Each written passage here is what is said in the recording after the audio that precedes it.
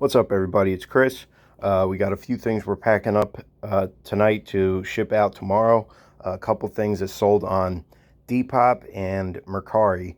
So we'll start with this fucking insane all over print King Kong Universal Studios tee. 1994 single stitch. Tag's been cut out. We only have the size tag here, but this thing is just fucking wild, man. It has this kind of like all over wraparound print design going on here.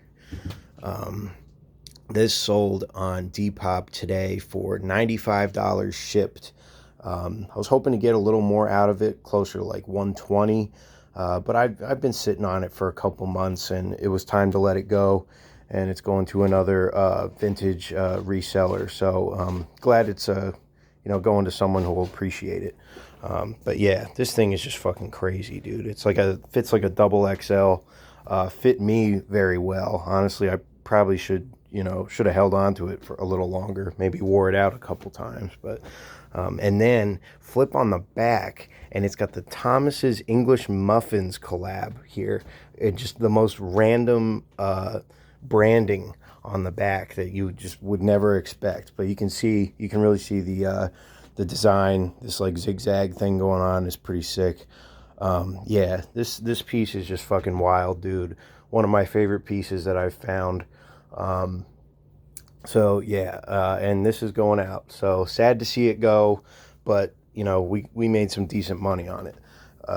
And then we have this Volbeat tee. If you watched my video the other day, when I was out hitting Goodwills and stuff, we paid like $3 or $4 or something for this. I sold it today for 15 shipped. So I had it for a few days. It's sold already.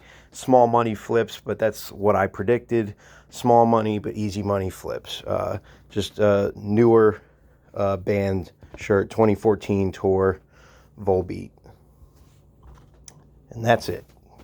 And then we have this vintage Champion Orlando Magic crew neck that we also picked up at a Goodwill that sold today on Depop. And I forgot, I don't know if I mentioned, this sold on Mercari, this Volbeat tee. Yeah. And this Orlando Magic crew neck sold on Depop today for $30 shipped.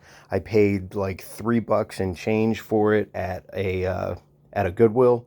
And the cool thing about this is I was able to do a little research and had help from a friend to figure out like the exact date on this, because my tag was cut here. So it was kind of difficult to get a good idea of the date on this. It's tough to date the Champion stuff sometimes, especially now since they're doing like the retros of all the old designs.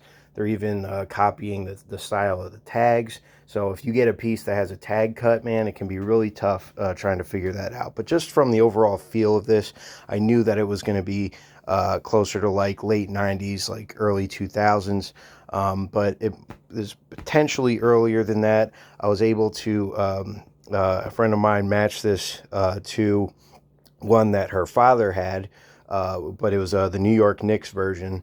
And he said that he bought it new closer to like 1991. So we were able to get a better ballpark, a better idea of the time frame that this came out. So yeah, anyway, it's a lot of just rambling, but really cool piece. Glad it sold already, and we got some decent money for it. And then also we have going out is this Micro Machines Star Trek spaceship set going on here. Pretty cool. I bought this over the summer at a flea market. I definitely overpaid for it. I think I paid like 20 or 25 bucks, but it sold today for, I think, 50 something. It was like 51 or 52 bucks shipped on Mercari. I was just glad to get it out of the house, but we still made, I think, around like $10 or $12 on it when it was all said and done. So not a bad flip, but we were sitting on this for a little while, because I think I picked this up back in like July. But still, it's a really cool set, if you're into this kind of